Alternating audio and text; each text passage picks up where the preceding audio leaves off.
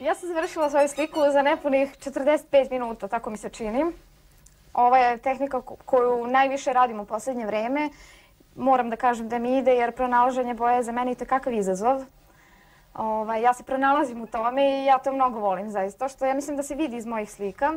Nisam samo radila ovom tehnikom, druge tehnike koje sam pokušavala da savladam i mislim da sam u tome delimično uspela, jesu pastel. To sam počela još prvih časova jer to je najlakša tehnika i nekako slična je platnu jer može ekspresija da se izrazi. To je bitno. Zatim vežbala sam crtež, odnosno olovka. Olovka kao tehnika je vrlo zahtjevna i interesantna, isto je izazovna. Olovkama sam radila mačke koje su išle na takmičenje. Meni se taj rad jako dopao jer nekako je realan, da kažem. Onda ostale tehnike bile su tempera, vodene boje, uljane boje. Pored toga što sam radila crteže, slikala, pravila sam i nakit, jer ja volim nakit. Najviše sam pravila minđuše i prstenje. To volim da nosim. Međutim, onda učili smo tehnike pletenja, na primjer kako mogu narukvice da se pletu, što je zanimljivo, jer to može da ga koristi dalje u životu i tako. Ali nekako sad u posljednje vreme najviše mi se dopada rad na platnu. Zbog boja. Mladi čovek, svaki čovek, u svakom podneblju ima neopisivu potrebu da se dokazuje. To dokazivanje se može desiti na razne načine društveno neprihvatljiv. Međutim, ukoliko se desi na društveno prihvatljiv način, pedagog, u ovom slučaju govorimo o likovnim pedagozima, trebalo bi da bude dovoljno svestan, dovoljno brz i dovoljno hitar, dovoljno vešt da uhvati taj svetli trenutak koji je prepoznao u određenom mladom biću i da talenat koji je kao iskra se negde pojavio ne samo ne dozvoli da zgasne, nego i da ga raspiri, da ga dovede do nekog željenog cilja.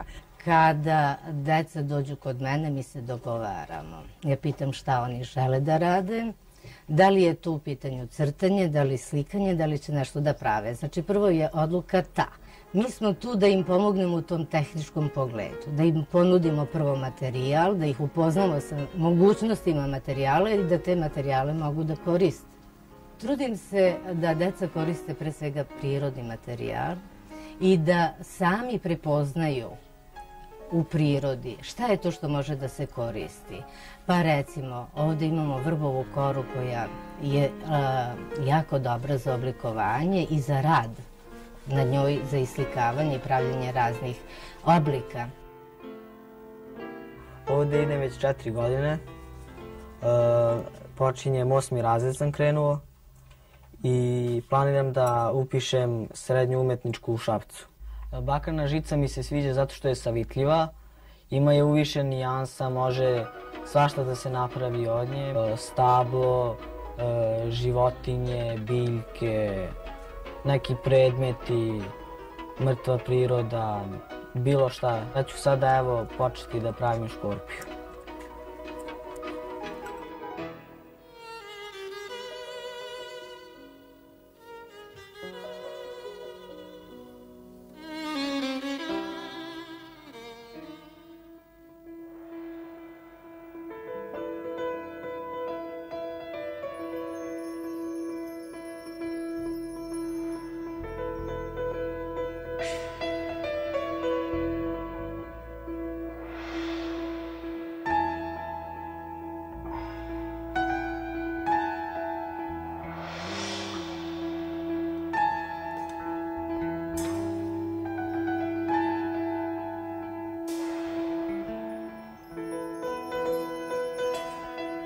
Muzeji kao ustanove već izvesno vreme nisu samo trezori za sakupljanje raznovrsnog blaga, već i forumi za sticanje znanja i edukaciju dece koje će sutra postati misionari naše kulture.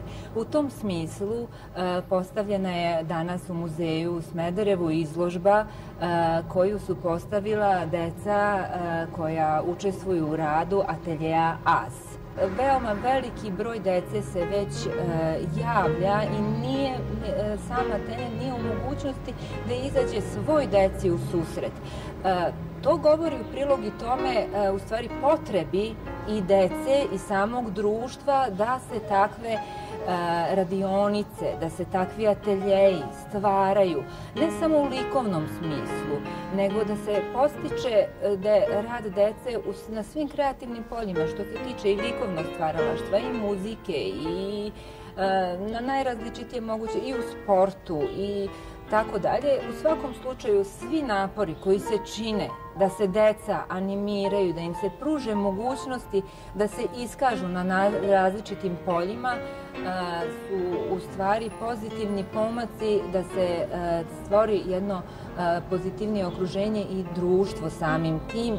Naša zemlja zaista je bogata talentima, to ne treba dokazivati. Bogata je mladim potencijalom koji, opet kažem, je toliki da ponekad zaprepašćuje, a mi smo ga svesni uglavnom u trenutku kada se taj potencijal premesti izvan granice naše zemlje, kada ga neko drugi registruje, kada ga neko drugi označi kao pozitivan, onda se i mi ohrabrimo da tom istom potencijalu konačno i mi damo isto takvo ime i to je valjda neka naša nesigurnost, nešto iz naše psihologije o čemu bi neko drugi trebalo da dublje promisli. Što se tiče decentralizacije kulture uopšte, to podrazumeva posvetiti pažnju svoj deci kako bi se ta trijaža na vreme napravila, kako deca iz takozvanih manjih sredina ne bi morala da kaskaju za nekom drugom kada su slučajno imala neku prednost i kako ne bi morala da se osjećaju zaista dezurbanizovano i decentralizovano bez ikakvog razloga. Pored ove izložbe, deca su učestvovala i na nekim drugim izložbama u ovom gradu i u drugim gradovima.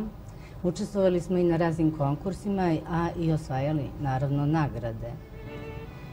Pre 11 godina oformljeno je takmičenje mladih talenata